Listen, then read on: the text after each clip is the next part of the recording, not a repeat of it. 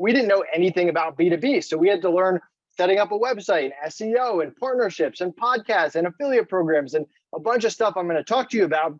And it was fun. It was our first B2B action. We had to learn marketing from the ground up, but we scaled that thing from $5,000 to doing $12 million a year by year 4.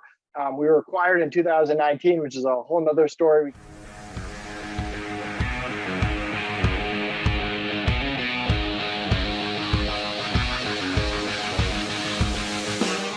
When you run your own business, the most important asset that you have is your time and how to manage your time.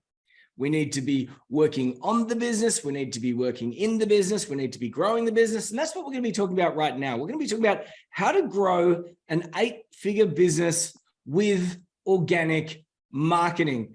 And we're going to be talking about things that you can do to increase your productivity and ultimately make yourself obsolete. And to help me out, I have with me the one and only Nathan Hirsch. How are you, mate? He is the founder of Accounts Balance, Outsource School, Ecom Balance, and he knows a thing or two about making himself obsolete. He grew a business from $5,000 in turnover to $12 million in turnover before he exited it. How are you today, Nathan? I am great. I appreciate you having me on and excited to drop some knowledge to the audience. How are you doing? Yeah, not too bad. Hey, we connected because we connected on LinkedIn. And I want to bring this up because either I connected with you or you connected with me. And here we are suddenly recording a podcast. But the reality about LinkedIn is that both of us would get slammed with connection requests from people that we want nothing to do with every day, all day. Can you remember whether it was me connecting with you or you connecting with me? It was me. You want to hear my LinkedIn tip? And you kind of use this on other social media channels too. I don't know if I've ever shared this on a podcast. I've been on a lot of them.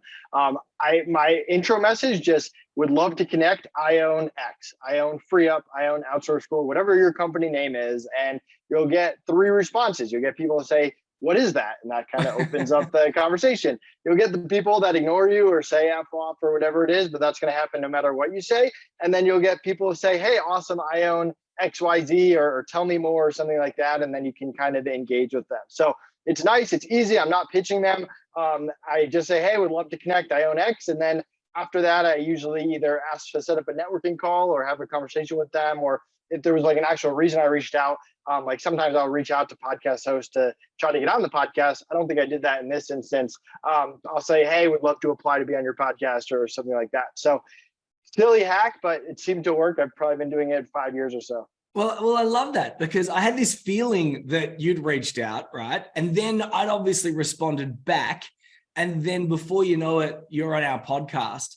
And with our people, it's interesting what you talk about the hack. For one, I assumed it had to do with your profile. Because if your profile is tight, someone looks at your profile and go, this is someone I'd like to know. I didn't know it was just the message. I think the message and the profile is probably the magic combo because I probably looked at it and I went, who's this dude? That sounds interesting. And then I checked out your profile. But I love that you're saying you're not selling in that first message. You're just, hey, thanks for the connect. This is me. And then if they reply, you can open up the conversation from there. And then we got you on our podcast, which is absolutely terrific. Yeah, I think the profile is definitely key. Like we have a graphic designer design the background. If anyone wants to check me out, Nathan Hirsch on LinkedIn, or my business partner, Connor, I kind of follow his lead on LinkedIn, to be honest. Connor Gillivan, check him out on LinkedIn. He crushes the profile and all about very clear, direct what you do, what your story is, and not really being salesy. That's not really how we do business. We call it, we call it, a lot of people call it, it's pull marketing. So pull marketing begins with a little bit of push. So like, here I am. And the person goes, oh yeah, that's interesting. I'll tell you a really good example. It's like if you were standing at your kitchen sink and you're washing the dishes and you're looking out onto your back lawn or your back garden and the tap is dripping, going drip, drip, drip. And you're going, this is driving me nuts. And then you see someone moving around in your back garden, your backyard. And there's this moment where you're like, honey, there's someone in the back garden, get the gun. And then someone steps from behind a bush and it's a plumber. And you immediately go, what the hell are they doing in my back garden? I wonder if I can invite them inside to fix the tap. that's what you did. So it's like, who's this person appearing in my feed? I wonder if they can come in and fix my business. Now, speaking of your business, you've got Ecom Balance, that's for e-commerce businesses. You've got Accounts Balance, that's for people that want to outsource their books. You've got Outsource School. Does Outsource School include some of the things that you were just talking about then with LinkedIn?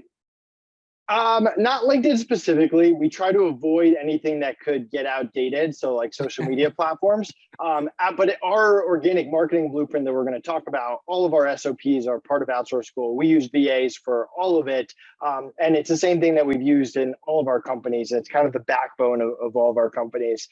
To give kind of a quick background so it makes sense, I was a big Amazon seller. I had to be one of the first Amazon sellers back in 2008, 2009. I was running a multi-million-dollar business out of my college frat house, if you could imagine that, in the wild, wild west days of Amazon. But we sold 25 million over 6 years, but Amazon got harder. They changed their algorithm. More like gurus and courses came out, and we had built this business using a lot of VAs and freelancers, mostly because college kids were super unreliable, and we had to find another solution. So we had this idea to start this pre-vetted marketplace called FreeUp that allowed you to quickly get access to top talent. And we didn't know anything about B2B. So we had to learn setting up a website, SEO, and partnerships, and podcasts, and affiliate programs, and a bunch of stuff I'm going to talk to you about. And it was fun. It was our first B2B action. We had to learn marketing from the ground up. But we scaled that thing from $5,000 to doing $12 million a year by year 4. We were acquired in 2019, which is a whole nother story we can get into if you want. But then from there, we launched Outsource School to teach people our hiring processes and give people our SOPs, our interview questions, how we onboard people, how we run meetings. We don't provide VAs, but we give you all the systems to just plug into your business. And more recently, because we like boring businesses, we launched 2 monthly bookkeeping services, Ecom Balance and Accounts Balance. Accounts Balance more for agencies and people probably listening to this podcast. But yeah, bookkeeping, just like hiring, is the core to every business. You got to know your financials. You got to be able to make good business decisions every month based on real numbers. And if you ever want to get funding or sell your business, you got to have clean books. So that's a super quick backstory, and I'm down to dive into the organic marketing stuff. Well, yeah, we have a saying in our business, automate, delegate, or detonate. So you can look at your daily workload, and you can do this every day. We do it like once a week and just have a quick look and think about what it is that we're doing, but you can do it every day. And it's automate, delegate, or detonate. You look at something and you go, that a machine could have done that. Automate, so that's automate, delegate, find someone else to do it. Or detonate, is it really worthwhile doing in the first place? Is it a high impact activity? And the ability now to be able to automate is profound. The ability to delegate is so easy.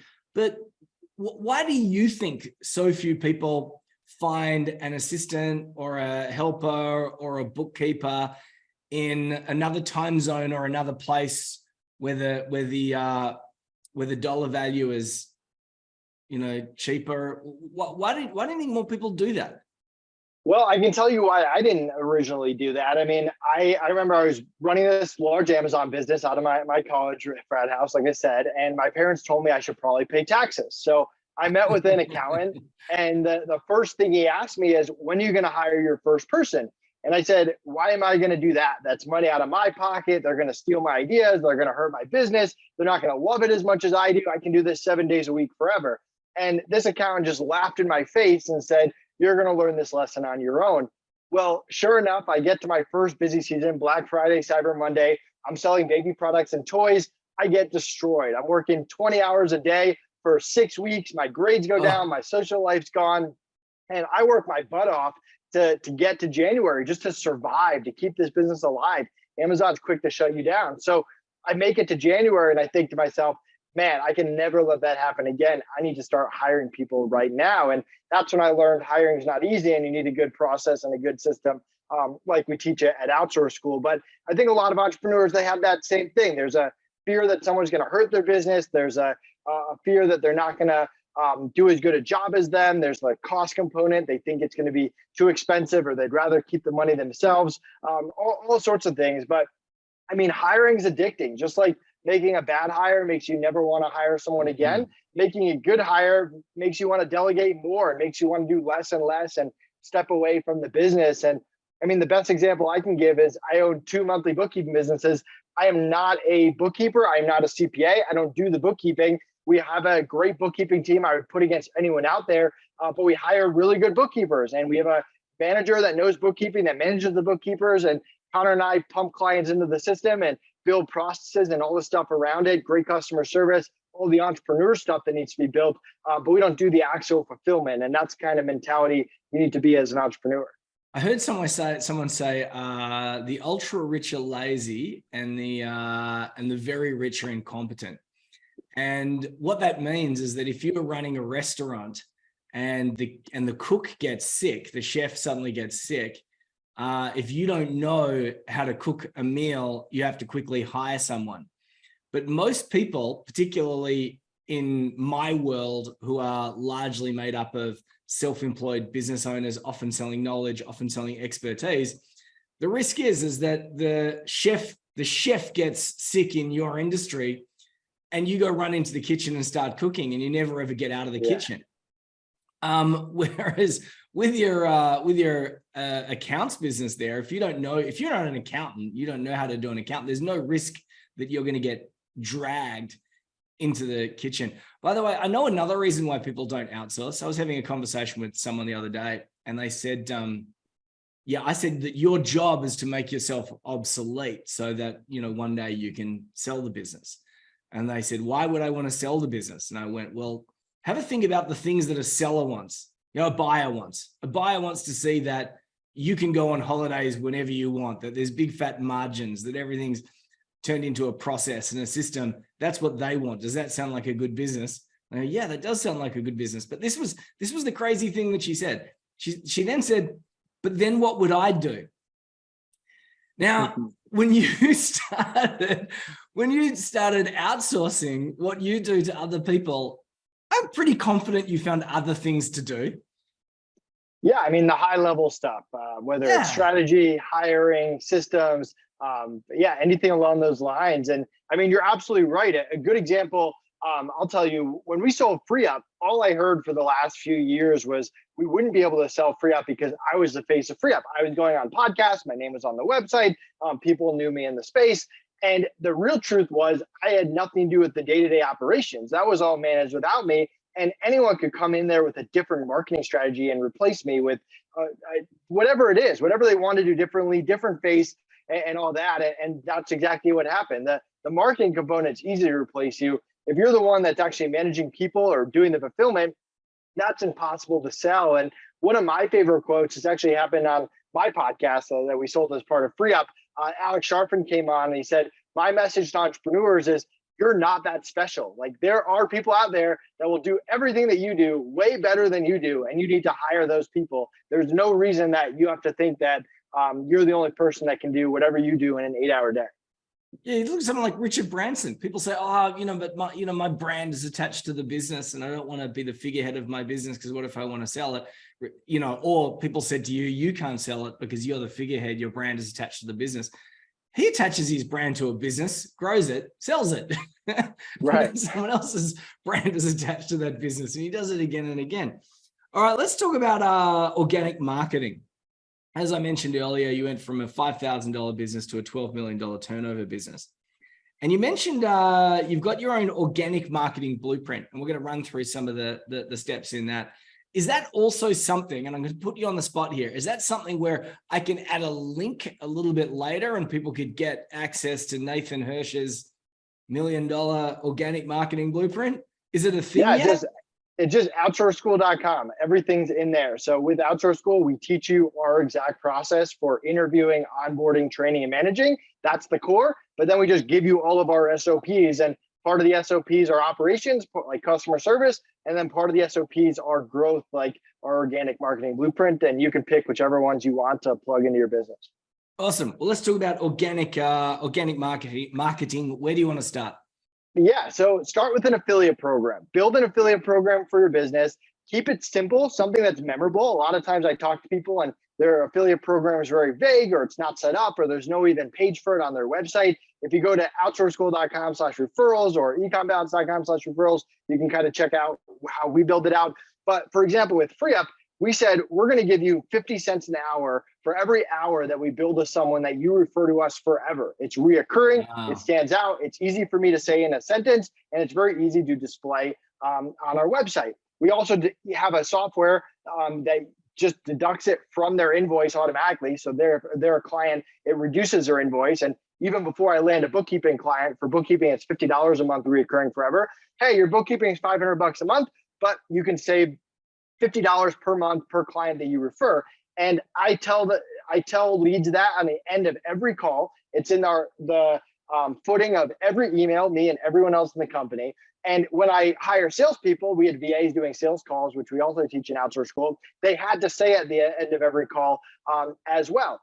Another tip there is anytime someone signs up to be a client, so if you become a bookkeeping client, you get access to our portal, your affiliate link is already there, ready to go. You don't have to do anything. It's already made for you. And we make it clear, hey, you can give someone your affiliate link. You can introduce them directly to me. You can have them sign up and just put your name down on how they heard of us, and we'll backdate it. If you come to us in a month and you're like, hey, I referred Bob, we'll give you credit. We want to pay our affiliates. And by year 3 of FreeUp, we had paid out like $400,000 a year in affiliate money, which is a lot of 50 cents. So we like to keep it recurring, easy for people, and just repeat it over and over and over. Every time someone emails any of my companies, they get a PS with our referral program there. And I remember the first time I had someone call me and said, hey, I'm at this conference in China and someone's telling me about FreeUp. And in my mind, I thought it was the coolest thing ever because I'd never been to China and someone was telling someone else about my business. So that's step 1, is that affiliate program. What's crazy is that you bring that up as step 1, because most people are, what is it? It's acquisition, retention, referral. That's what most people say: acquisition, retention, referral. You've gone right from the outset. Let's talk about the referral piece. Hey, what if someone is, I don't know, they're not particularly tech savvy. Maybe it's just a small crew, 1 person, 5 people. What do you think might be some easy ways to manage that referral piece? And I am putting you on the spot because I'm thinking furiously as I ask this question about what I would do if I was just a small business and I didn't necessarily have the tech infrastructure to set up referral codes and other things like that.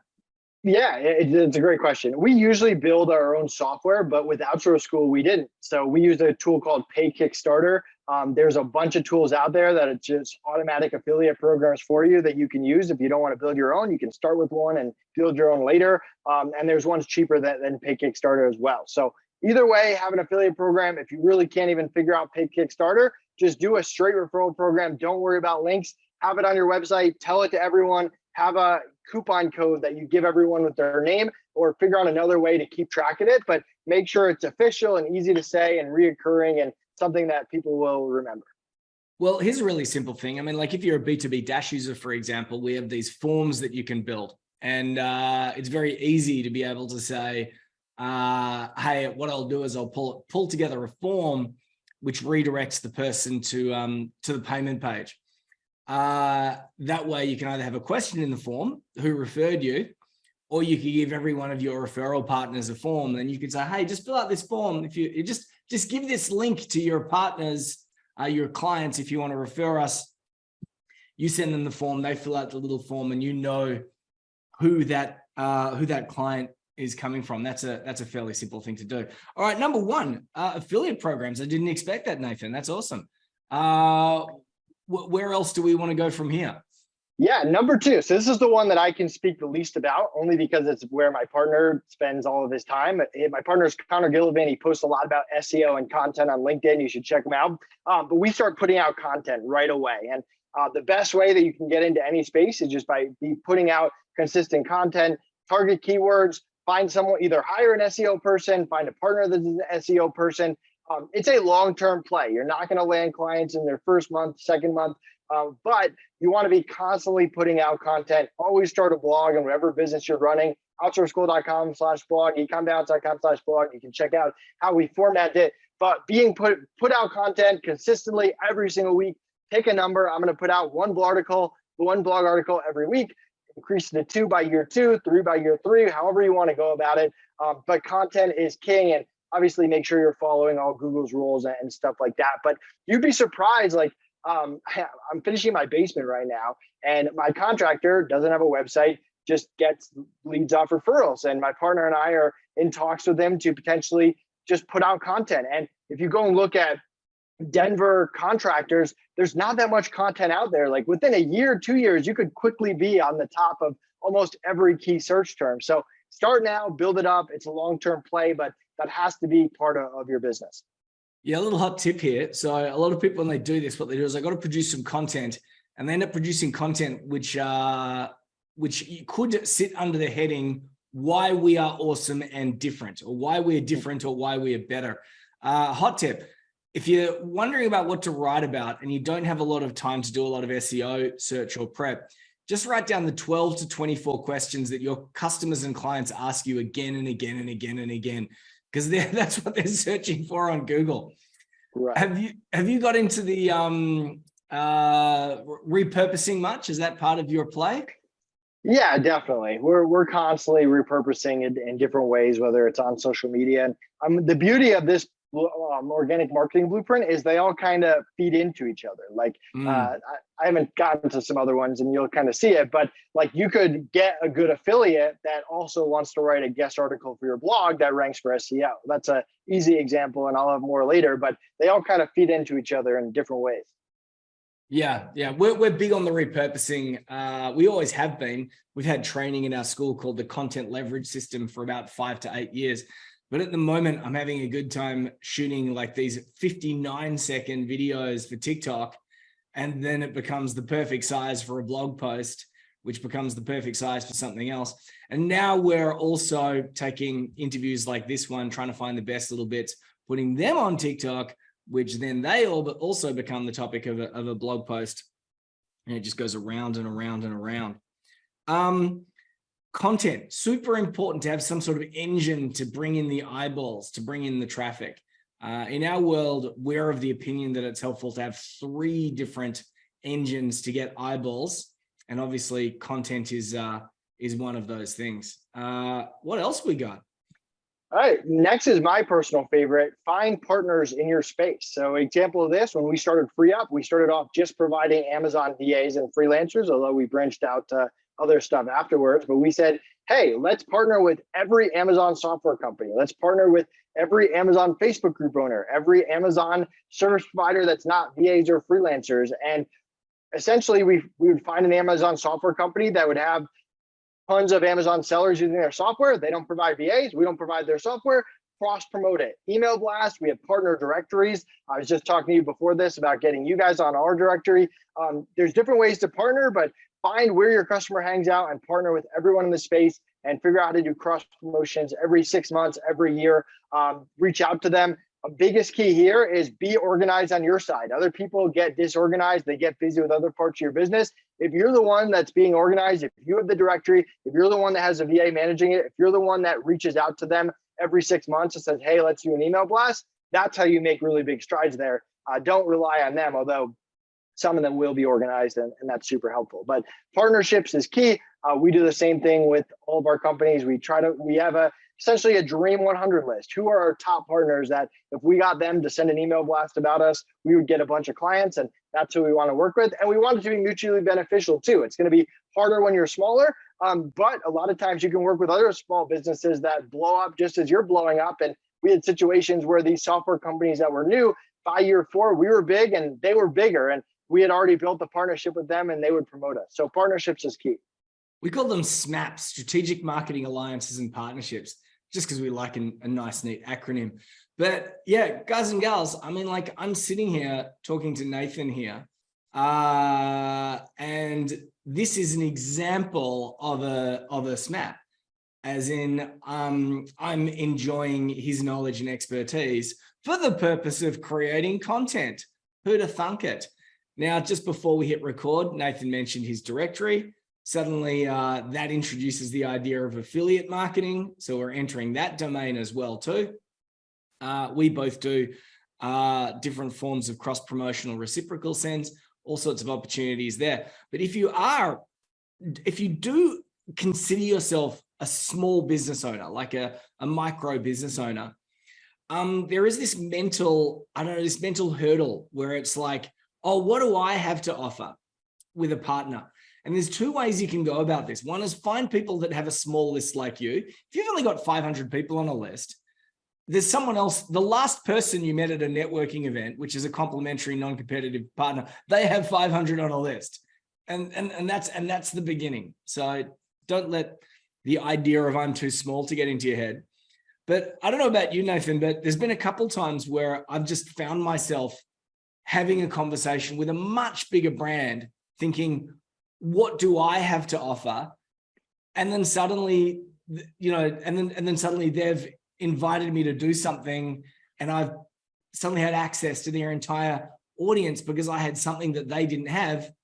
And that was authenticity and the ability to be able to talk into a microphone. Yep. Absolutely. I mean, you never know unless you try, and follow-up is the key to all of this. If you're reaching out to a potential affiliate, you got to follow up, baby. And same thing with partnerships, same thing with my next one, which is podcasts. And I've been on 700 plus podcasts, our most popular playbook in Outsource School. The only one that we sell separately is called the Podcast Outreach Formula, which is how to get a VA to get you on podcasts. And I mean, podcasts are great for so many reasons. They're evergreen, backlinks. You get to network with the great people. That's good for SEO. It pops up on YouTube when people search any of your businesses.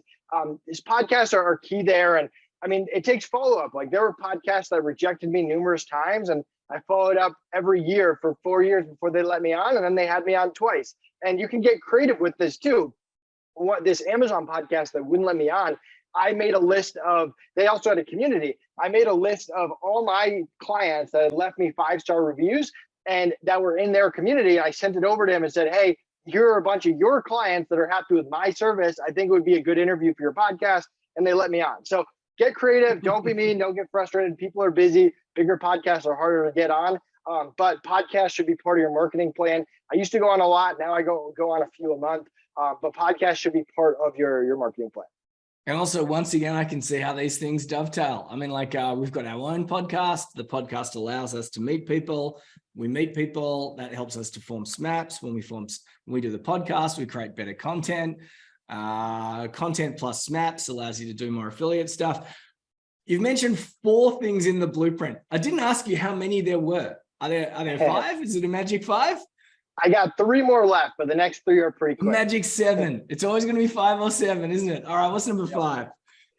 Influencers. We want people with large followings of our ideal clients. Like, there are Amazon influencers, people who sell how to sell an Amazon course or how to run a marketing agency course would be a perfect influencer for my marketing bookkeeping company. So these are people that they may or may not have a podcast. They may or may not want to be an affiliate, but you want to reach out to them, try to connect with them, and see if there's any way that you can help them. And a really cool tip here is to make them feel special. I'll offer people a page on our website. We had freeup.com/Alex Sharfin, and it would be a page directly to him that would have his affiliate link or not have it if he doesn't want it there. We try to feature people in our blog. We do these. We don't want to do podcasts because I don't want to be a podcast host again, which is my personal preference. But instead, we'll do these interviews for our blog where we'll interview the influencer and then they can share that page with their following. And you can come up with creative ways to do that. But reach out to influencers in your space. You might get rejected 9 out of 10 times. But if you find that one influencer that is in front of your target market and they do one blast for you, one shout out, whatever it is, that can really help your business. And they don't need to be the hugest influence. They don't need to be a Kim Kardashian. They can be, I mean, like on TikTok, for example, in the B2B sales and marketing space, there's only about 20 of us.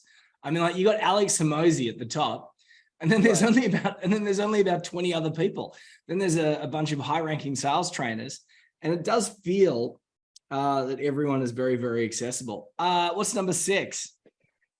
Backlinks. We're always looking for websites with high domain ratings, obviously relevant websites, and we're trying to do a guest blog article. We're trying to get added to their directory, whatever we have to do to get our link on their website over time. That's going to help your websites, help your domain rating, help your SEO.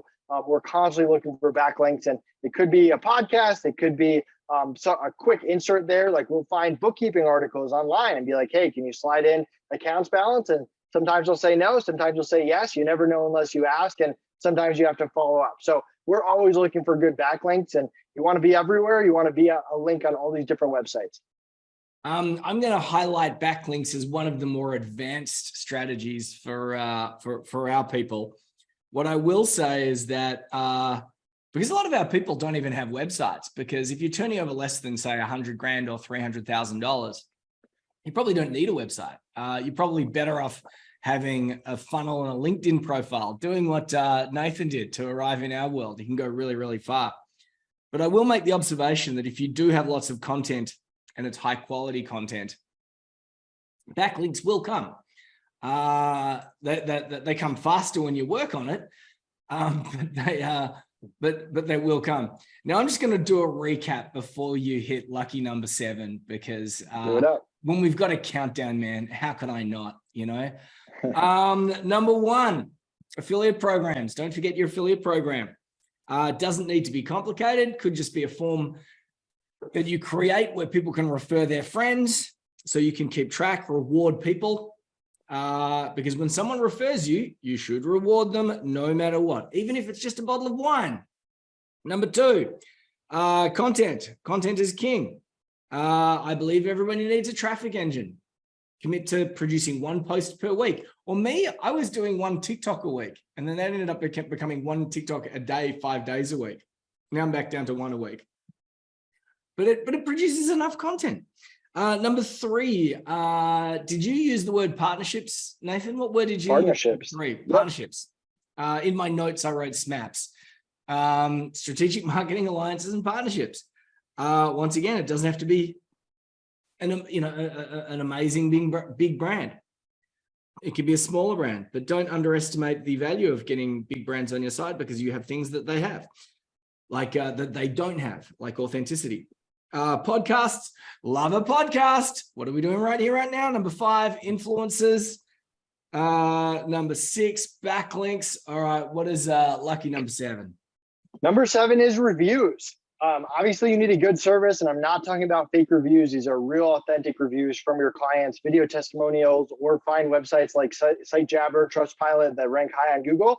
I'll always reach out to my clients after they've worked with us for a little bit, and quick email. Hey, how's it going? How are you liking the service? If they respond poorly, you got to fix something and make it right. If they respond positively, my next question is, would you mind leaving us a 5-star review online?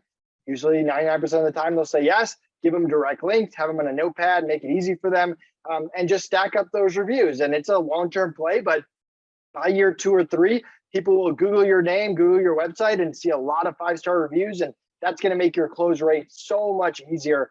So make sure you're constantly asking for reviews. I'll even have clients who will leave us for whatever reason. A client goes out of business. Hey, I don't need your bookkeeping anymore. Hey, before you go, would you mind leaving us a 5-star review? Boom, easy. So make sure you're stacking up reviews. We do that with sales calls. So we don't host traditional sales calls. We host funnel mapping strategies, and we spend like 45 minutes helping someone map their funnel, helping them get a little bit of target audience clarity, coming up with some angles for ebooks and meetings and things like that. And at the end of it, if it's the right fit, we say, well, here are the options that we have available for you. And of course, people say, no, I don't have the money, or it's not the right time. And we still say, oh, well, that's fine. Did you have a good time today? And they go, yeah. We go, do you mind providing us with a review? And it's amazing, because this is actually someone that's not a customer, and they're giving us a review. We also have a client called Ben Cusack, and people come to him and say, can I hire you, Ben? And he makes them fill out an online form, and about 60% of people don't qualify for his services. And when they don't qualify, he says, sorry, you don't qualify, but this person over here, I think would be a better fit. By the way, do you mind giving me a review? And half of them give him a review. He's saying, I can't work with you. We haven't worked together, and they give him a review. Do you mind, Nathan, breaking down the steps and the stages for that? And when you say give them a review, you're talking about a Google review or another type of review. Can you really unpack that for us? Yeah, the first thing I'll say, and this is just me personally, I only get reviews from people who've actually worked with me and used my service, and not necessarily down on the other way. That's just my personal thing. I want every review online to just be authentic with people that have actually used my service.